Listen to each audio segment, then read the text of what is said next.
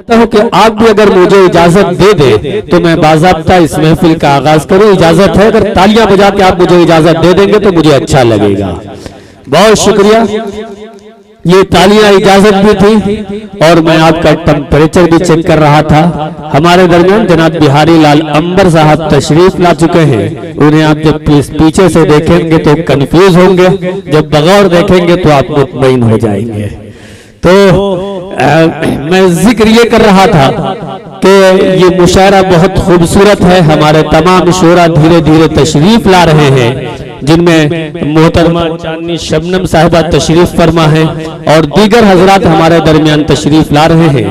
محترمہ چاندنی شبنم صاحبہ کی بڑی کاوش ہے اس محفل کو سجانے میں, بڑی جد و جہد ہے. صرف ہندوستان ہی نہیں بلکہ پوری دنیا میں وہ ہندوستان کی نمائندگی کرتی ہیں اور بہت عظیم انداز میں ان کو پوری دنیا میں سنا جاتا ہے.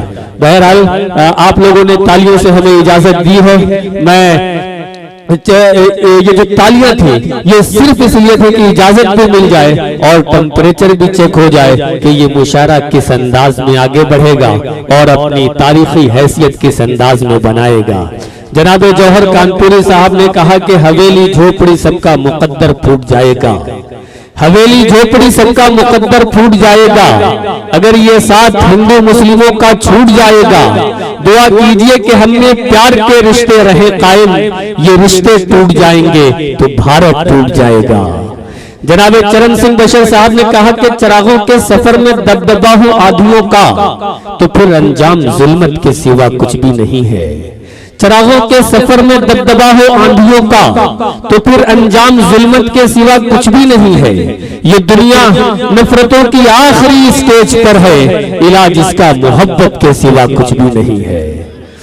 جناب محترمہ ڈاکٹر شوبھا ترپاٹھی صاحبہ نے کہا, جن کا تعلق ہمارے لکھنؤ سے ہے, کہ عبادت سے نہیں ہے کم عنایت بانٹتے چلیے. عبادت سے نہیں ہے کم عنایت بانٹتے چلیے. لبوں پر مسکراہٹ کی شرارت بانٹتے چلیے. ہمارے اس وطن کو نفرتیں برباد کر دیں گی. محبت کی ضرورت ہے, محبت بانٹتے چلیے. حاضرین محفل, میں نے 3 شعراء کے الگ الگ کلام پیش کیے.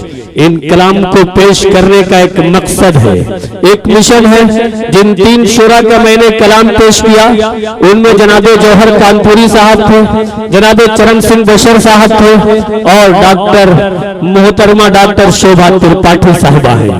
یہ جو 3 نام ہیں یہ نام بالکل الگ الگ ہیں, لیکن تینوں کی آتما بالکل ایک ہے. ان تینوں کے شہر بالکل الگ الگ ہیں, لیکن ان تینوں کی روح ایک ہے. ان تینوں کے مذہب, مسلک, دھرم بالکل جدا جدا ہیں, لیکن ان تینوں کا مشن ایک ہے, تینوں کا پیغام ایک ہے. وہ پیغام محبت, الفت, چاہت, اخوت, مروت, بھائی چارگی, ملن اور ملاپ ہے. وہ پیغام ہے جو ہمارے تمام شعراء کا ہے. وہ پیغام ہے جو اس آج کے عرس کا پیغام ہے.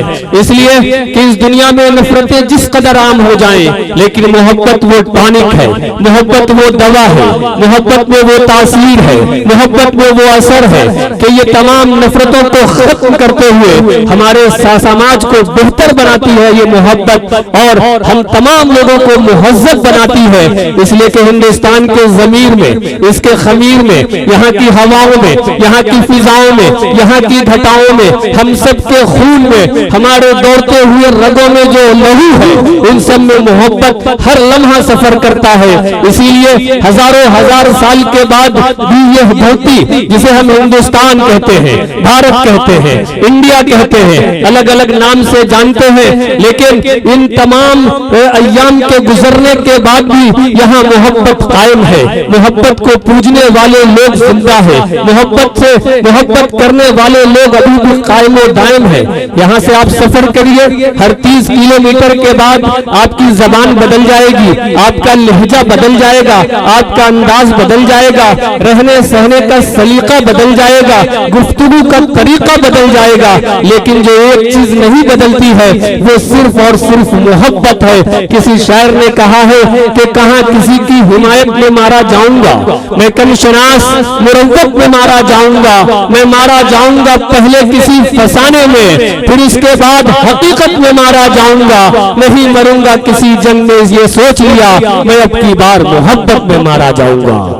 اگر آپ چاہیں تو یہاں پہ تالیاں بجا سکتے ہیں، اس لیے کہ آپ سب محبت کے امین، محبت کے میسنجر، محبت کے پیروکار، محبت کے محافظ اور محبت کے علمبردار بن کر اس ایک رات کی حفاظت کر رہے ہیں، اور تمام لوگوں کو یہ بتا رہے ہیں، جناب ڈاکٹر محمد اعظم علیق صاحب کو یہ بتا رہے ہیں کہ ہم سب محبت کے امین ہیں، محبت کے پیروکار ہیں، اسی لیے یہ خوبصورت محفل یہاں سجی ہے۔